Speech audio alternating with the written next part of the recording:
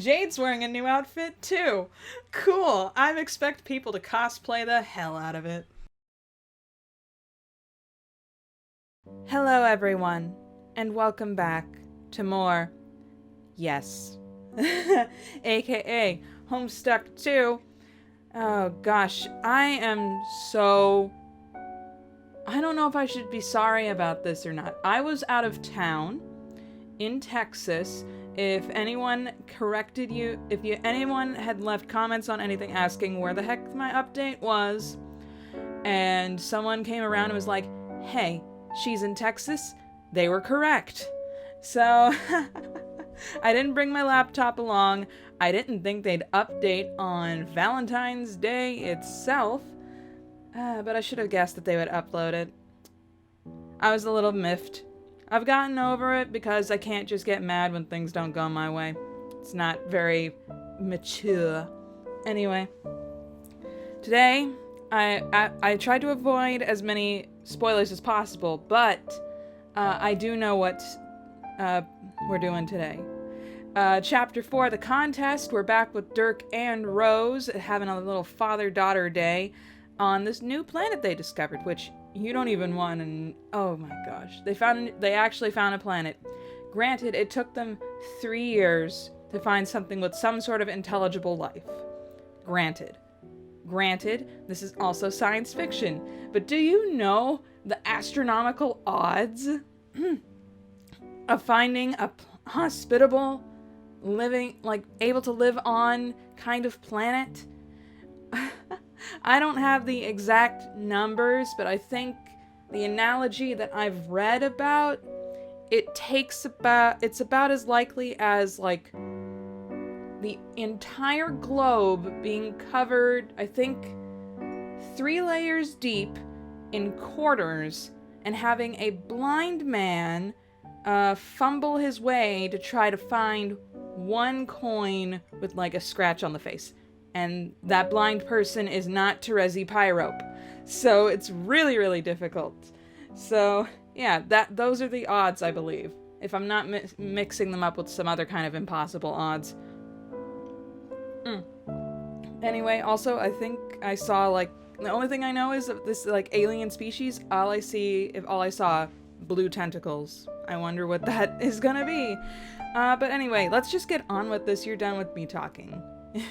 You waited long enough. Let's go. Chapter 4, the contest. But also last time, we met up with the kids on the meteor in the other part of the Meat Galaxy, but now we're back with the first half of the Meat Galaxy. Let's just go.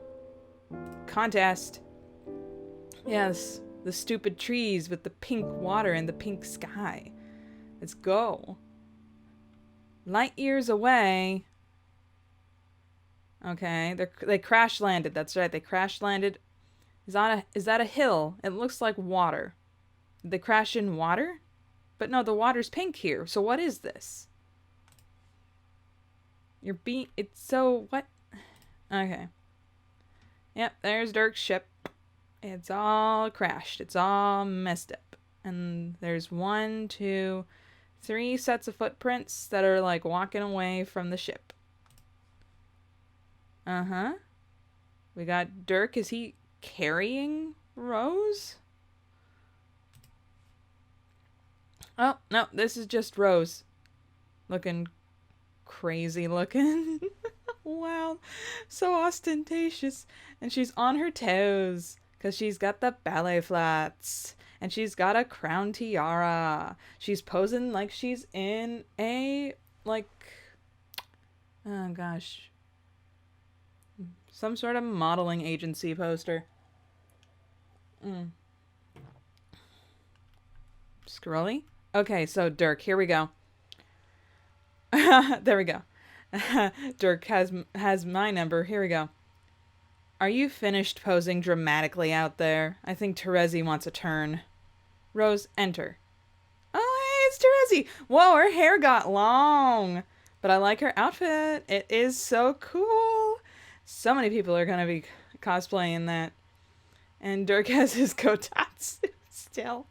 I can't with this. And he's got a turntable and at least 2 plants. that survived the impact. And and the horse painting. Very good.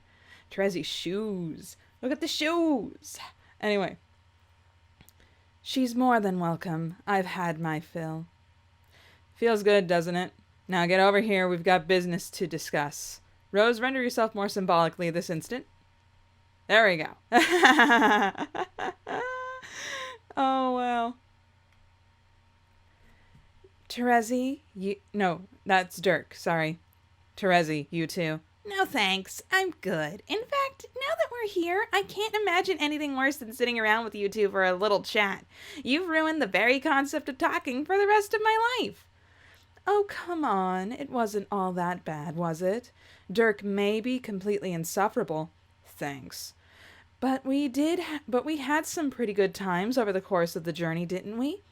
I'm struggling to think of any. Oh, how you wound me. 3 years of anime plot analysis is enough to turn any relationship sour. That's not the Terezi voice, but it might be an older Terezi voice. Who knows? I like that the pen survived the crash. Anyway. All right, that's fair. The anime was rather tedious. Wow. But I posit that it could have been much, much, much worse. At the very least, none of us succumbed to substance abuse, or re-succumbed, I guess I should say. The perks of not having an appetite or a liver in my case. In yours? Actually, I'm not sure. Perhaps the underlying cognitive dissonance or trauma you were originally trying to distract yourself from is no longer a going concern? Or, wait. That's not right. I was thinking of a different Terezi. Or maybe I'm thinking of a different me. Maybe the different me is thinking of a different Terezi, and I'm just witnessing the thought happen as a bystander. It's much the same thing at this point. And I suppose I'm also prematurely ruling out the potential of anime functioning as a abusable substance. In which case, I've got very bad news for all of us. We may need to formulate a 12-step plan. Let me know if you show any signs of withdrawal. Rose, oh my gosh.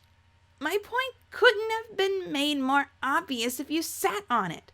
We may be in complete agreement about Dirk being a tedious nook wipe. Are we? Shh. But newsflash, you aren't actually any better. Sleep without soper doesn't come easy to my species, and yet I somehow managed to spend a good chunk of our 3-year journey unconscious. That's how tedious the two of you are. And the worst part is that neither of you actually have the decency to do anything legitimately awful. You just sit there and drone on, talking about things that don't matter and asking questions that don't have answers. We're on a new planet, seeing things which have possibly never been experienced before, and all you can think to do is hold up in a cave and regurgitate completely pointless bull. It's called philosophizing. Oh, geez, that word. Okay. It's called philosophizing. Well, it should be illegal as far as I'm concerned. Stop calling her that. What?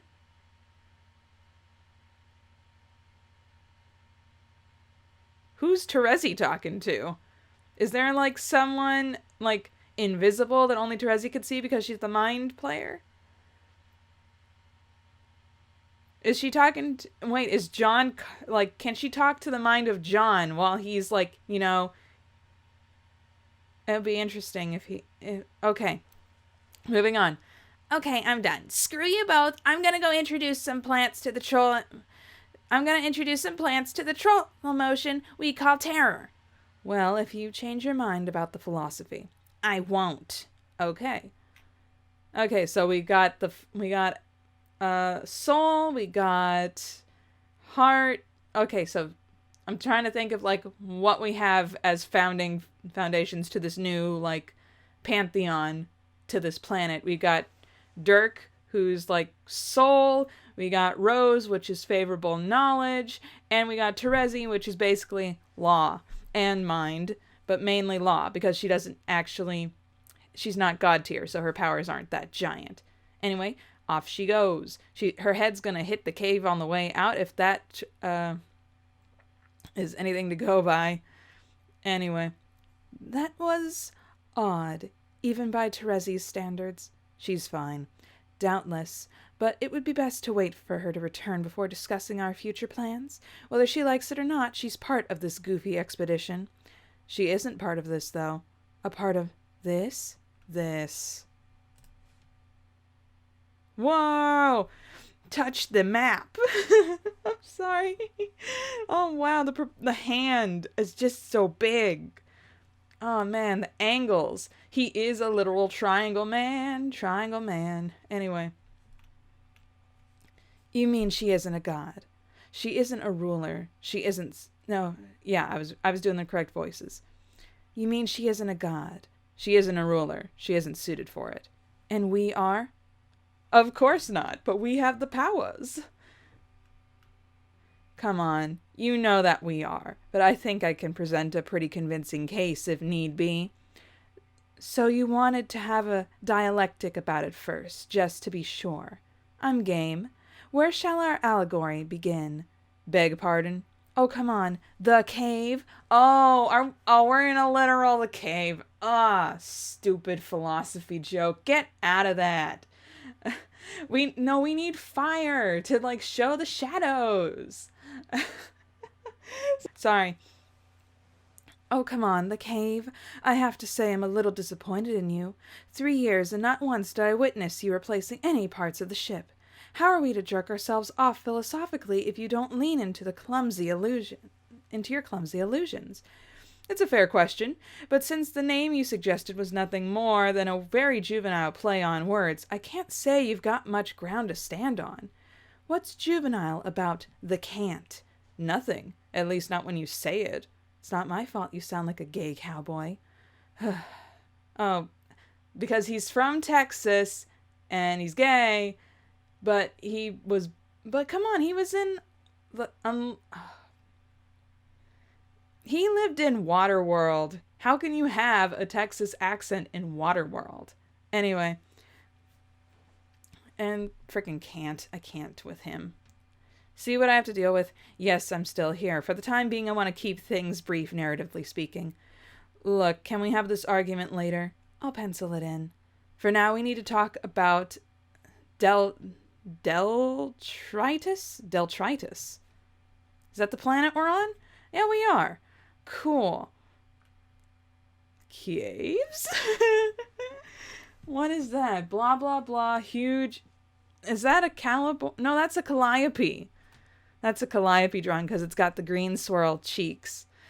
Okay, so we got alchematized additional pens, but we're good with that, I guess.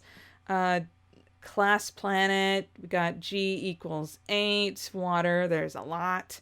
Atmosphere, sure. Yeah, he's going down the list of things you need, but there's more to it than just that, so that'll be interesting. I think it's like 3 light years with the sea. Anyway, I'd like to suggest a preliminary topic of discussion. Shoot. Or rather, a point of constructive criticism. That name. Yes, it absolutely blows. Okay, in the interest of open-minded discourse, I'd like to counter by saying that I think it's pretty dope. But it's fine. We don't gotta settle for that. Do you have any better suggestions? No, I'm simply making an observation.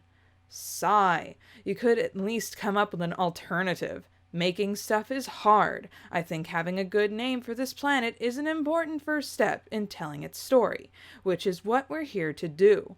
I agree. Names are potent symbols, after all. I just think we have a different understanding of what a good name entails in this instance. Huh. To be clear, I think it's the perfect name for this place. It's just that when it comes to habitable planets, I think that's also some unwritten law of our reality, which dictates that the names should either be boring, like Earth, or insufferable, like Alternia, or Before Us. Or Deltritus. All right, I get it. insufferably boring gets you bonus points. I think that's partly the point of it. It's the name to be lived on. It becomes a kind of furniture, so to speak. Or I suppose you could see it as a place of origin, the absolute 0 point of growth, kind of like a family name, a name some people are always trying to leave behind, because it's the only way to be sure that one is moving at all. It's the dirt beneath your feet. So I suppose in a way every planet is Earth. Right. So we're not going to call this planet Earth as well, though. No, that would be far too cliché, quadruply so even. Deltritus it is. It's amazing how you managed to both crap on my idea and make it seem a lot better justified in hindsight. Well, of course, I'm an author. I'm an author. I ply my trade on well-justified bullcrap. Anyway, to business. Again. Yeah, the point is, we'll be building intelligent life on this planet from scratch. That was one of the key mistakes from Earth-C. You see? We should have started our guidance from the very beginning instead of letting it grow organically in our image. Thank you, Dirk. I blame all this on Kanaya, just being like, yes, let's not hatch the mother grub until 5,000 years later. Let's let ectobiology do all of it. Anyway, I'm surprised nothing did happen. I mean, I always suspected that's kind of what the, what's the word I'm looking for? The salamanders, the iguanas, the crocodiles, the turtles. I always thought that they were going to be like some kind of like Darwinian evolution sort of thing. And this is coming from someone who takes a lot of salt when it comes to Darwinian evolution. But I mean, you have lizards and turtles and reptiles and stuff already. They could just evolve, and that is a phone call. Hold that phone. I'm getting it. Anyway, I'm done talking about lizards and all that stuff. Anyway, moving on. I'm not sure I agree, but go on. No, please, knock yourself out. We stayed on topic for a few seconds, and I'd hate to make a habit. Our own world was abandoned by its gods, or I suppose its gods never reached it. The trolls beat their game, but we were unable to actually claim their reward. Sorry. The trolls beat their game, but were unable to actually claim the reward and take their place in its pantheon. In a sense, our creators abandoned us. Well, I can't say that our world developed well. I don't think it could have been better off being guided, especially considering who would have been doing the steering. Although I guess you can't prove that kind of negative statement. Anyway, what exactly are you proposing? Ever heard of the watchmaker analogy? Thank you! I love that analogy. Everyone seems to ignore it outside of religious circles. Let's hear it, Aisha. Bring it. Yes, dang, okay, humor me anyway. Say you're an alien and you're walking on a beach, an Earth beach, if that wasn't clear. You're an alien who has never come in contact with the human race before.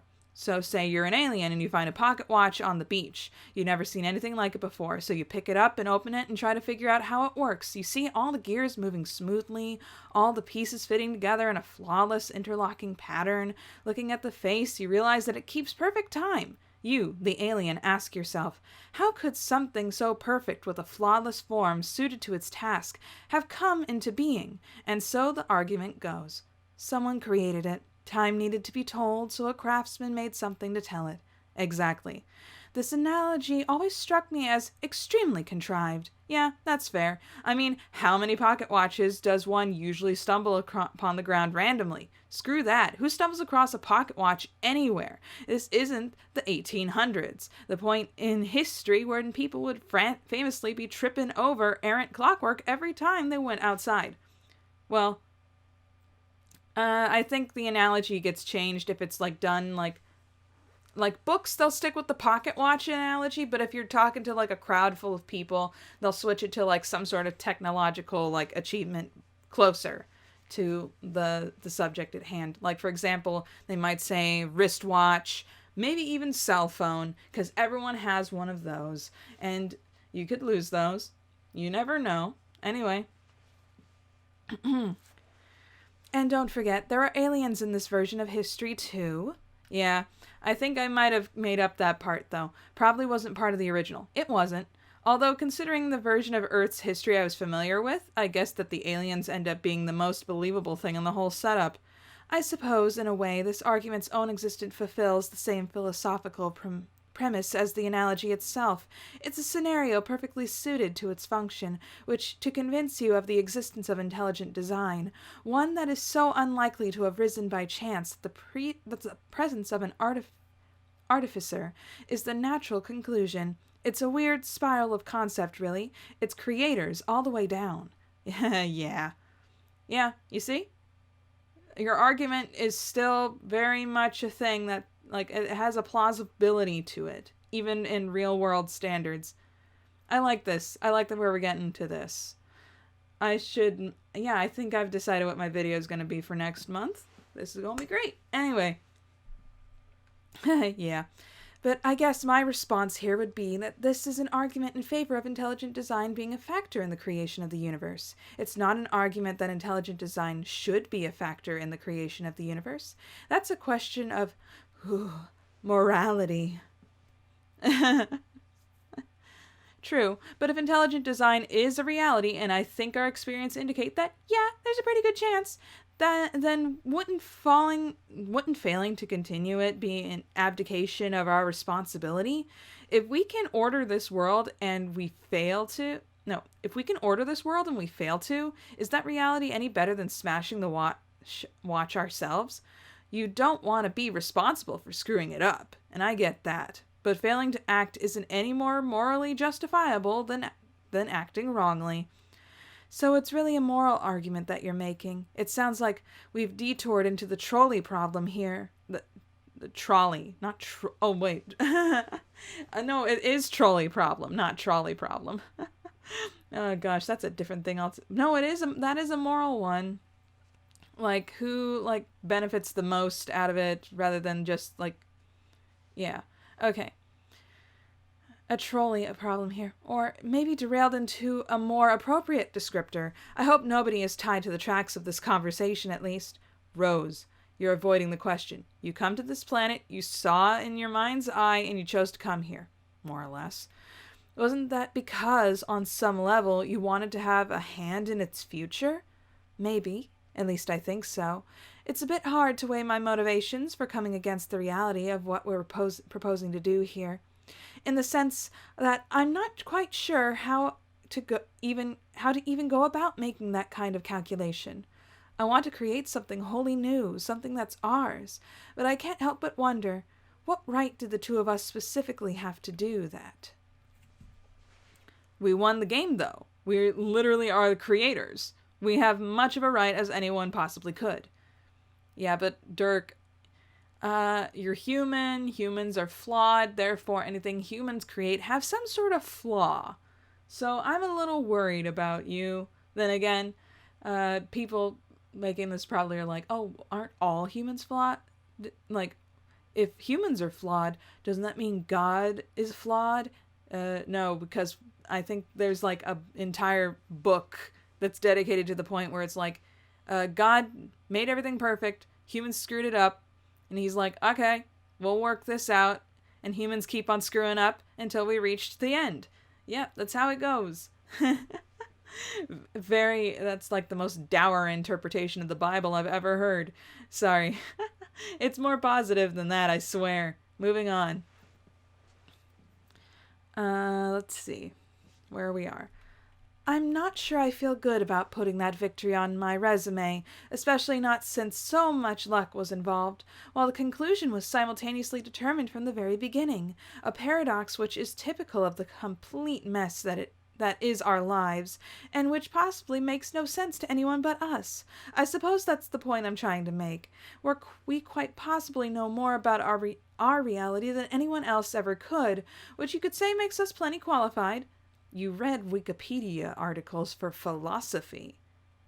I'm terrified for you. Okay, but it's that same self-knowledge that tells me that maybe nobody could ever be qualified for this kind of creative endeavor. Unless you're perfect. She's avoiding that question again. It's amazing how one can technically have the maximum amount of metaphysical personal awareness possible and still not notice these sort of things. It's stuff like this that makes me wonder sometimes whether there's anything about myself that I'm missing. Then I throw that wonder in the garbage can and turn the incinerate setting on.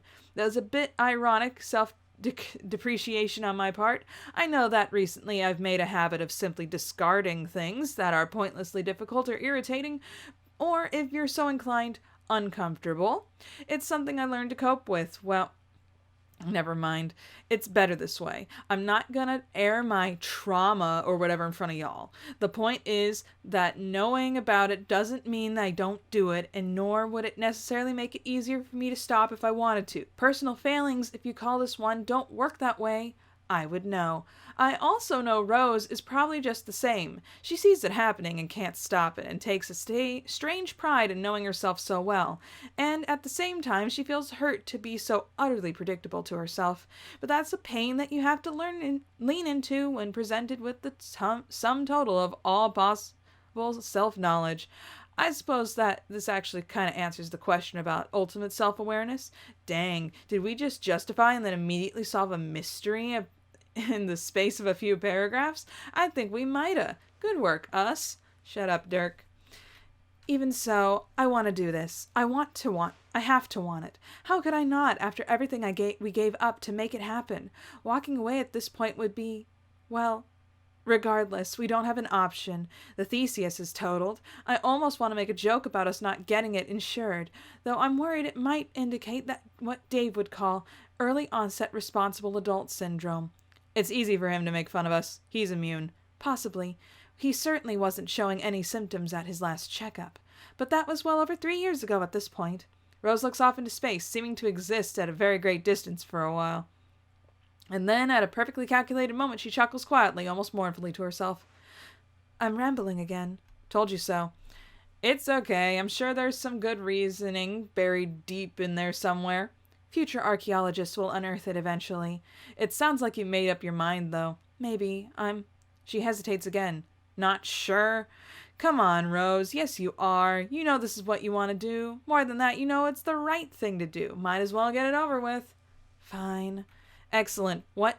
Don't look at me like that. She was already on board with it, an all but name, and we both know it. So why waste our time? You've got better things to do, and as of right now, so do Rose and I. I cordially invite you all to screw off with your judgmental attitude, by which I mean screw off right back here, because we've got important exposition to deal with.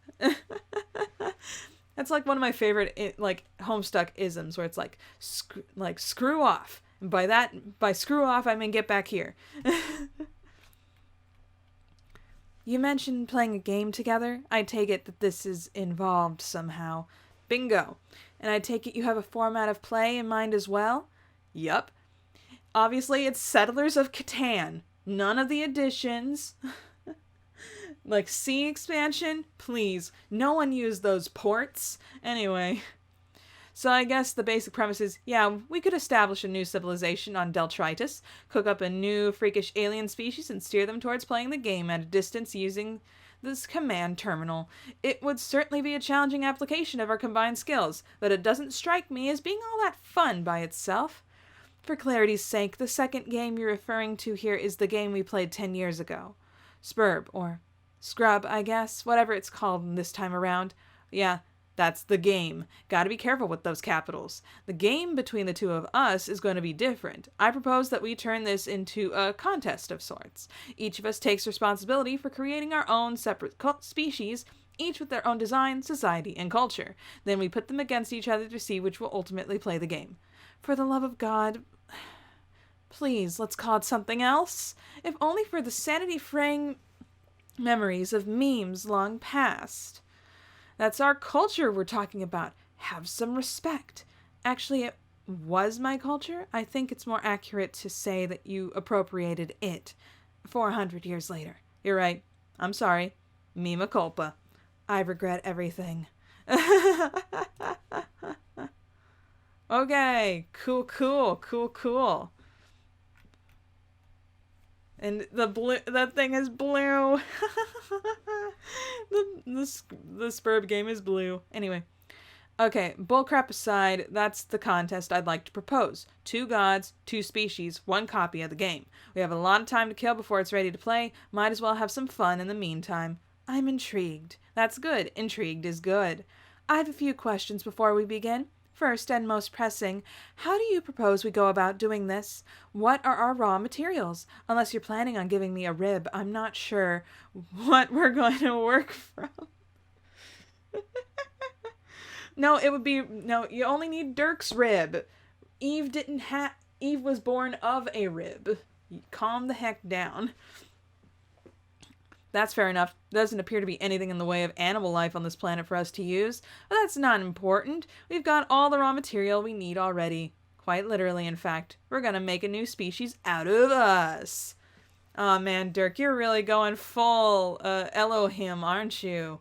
Jeez. Okay. Oh gosh, early Genesis. I can't remember which verse specifically, but he's like, let's make man in our own image. Why does God sound weird? Anyway. I see.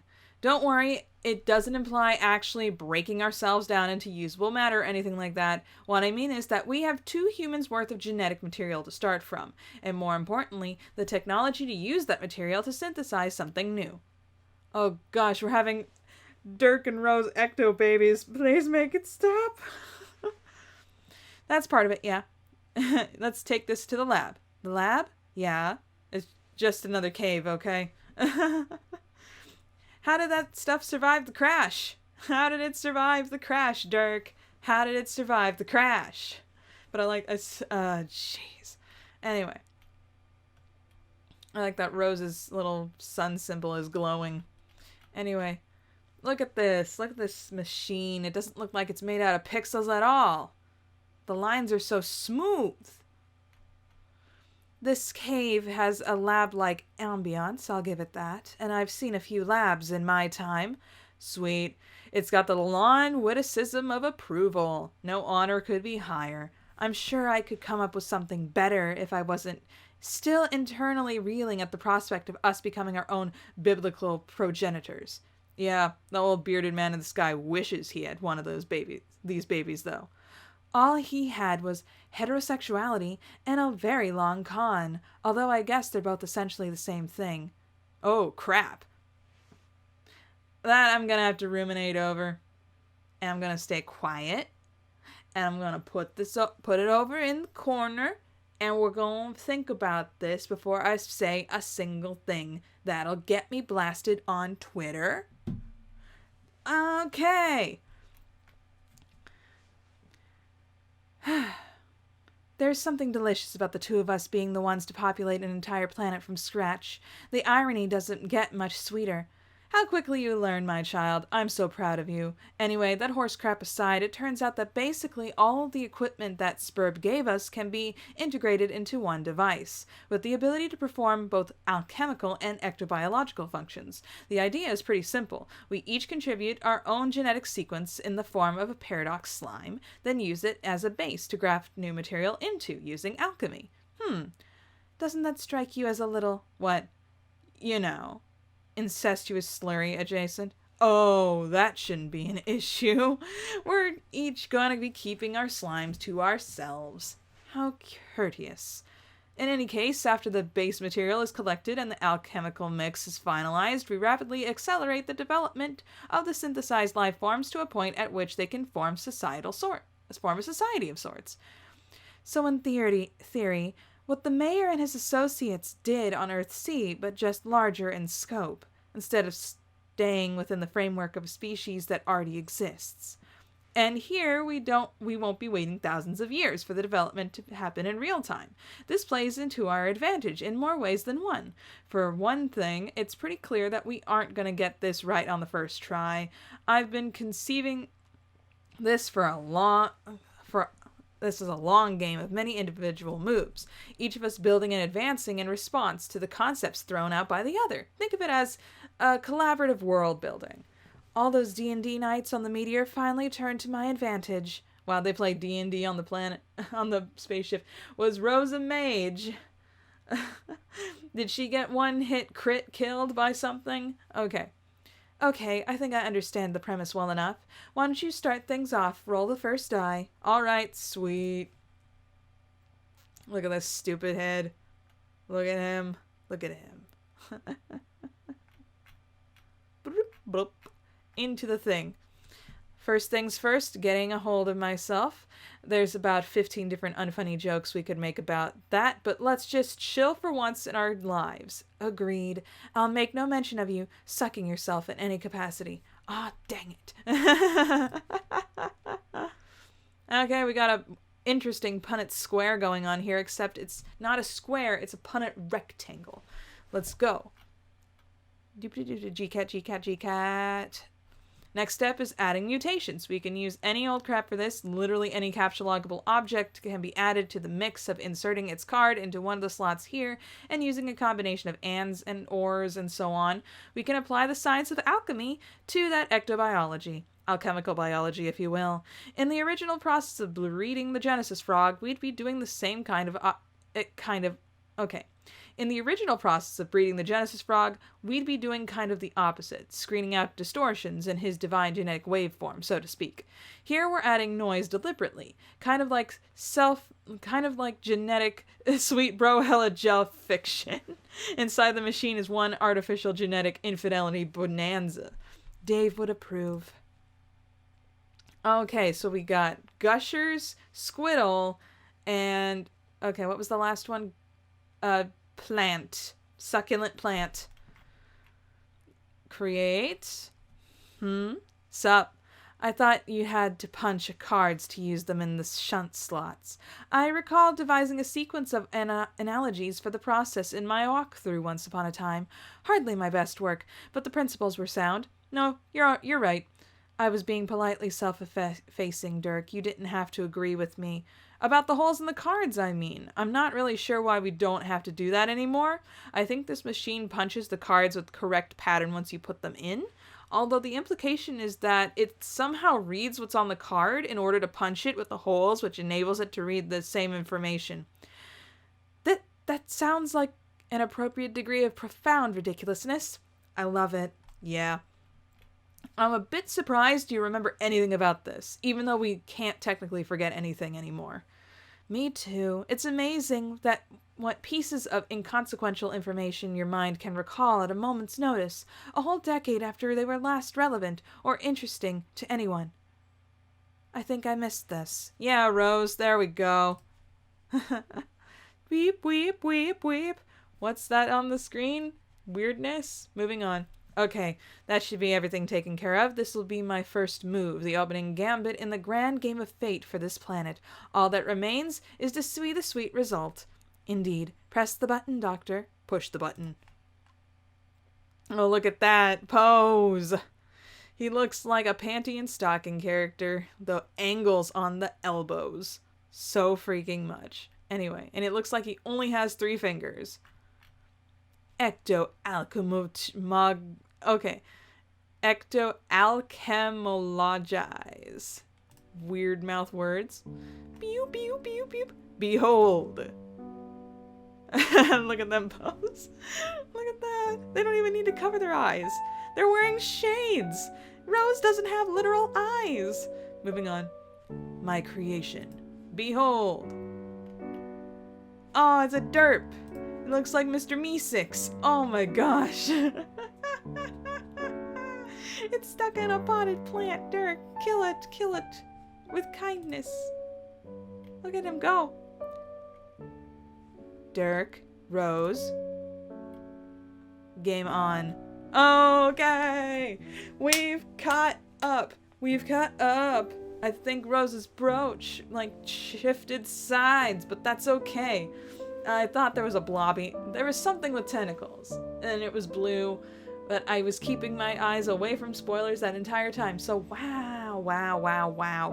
This was a really long update. I'm glad I didn't bring my laptop with me to Austin. It would have been absolutely impossible. In fact, it'd be really impossible because I wouldn't have had any good sound equipment, and it wouldn't be quiet no matter how hard I try, because, I don't know, hotel lobbies and everything are always loud, and my parents can't stay quiet for any reason. But yeah, interesting. Dirk just was like, yep, there we go, it's a little gusher plant tentacle monster. And Rose is like, ah, sweet, let me make my own.